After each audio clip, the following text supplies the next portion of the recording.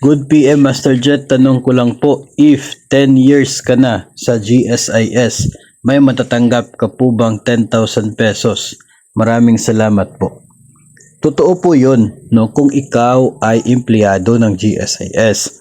No, dahil employer po ang nagbibigay ng loyalty pay na nagkakahalaga ng 10,000 on your 10th year. Basta tuloy-tuloy po yung service ninyo.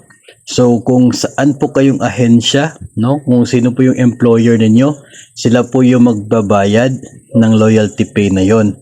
So if ever nag-transfer ka from one agency to another pero hindi po naputol yung service, no, tuloy-tuloy lamang po, no, continuous service for 10 years. So kung saan pong ahensya ka as employee noong nag-celebrate ka ng inyo pong 10th year anniversary, sila po ang magbabayad, hindi po ang GSIS. No, so tandaan po natin yan, hindi po si GSIS ang nagbabayad ng loyalty pay. Maliban na lamang siguro kung empleyado ka talaga ng GSIS, kasi of course, responsibilidad nila yun as the employer. No, pero kung hindi ka po empleyado ng GSIS, kung sa DepEd, well, DepEd po yung magbabayad.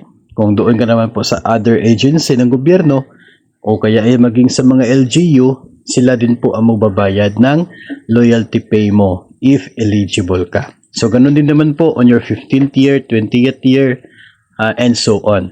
So, every 5 years na po yan after your 10th anniversary. So, hindi po ang GSIS, kundi ang agency po ninyo.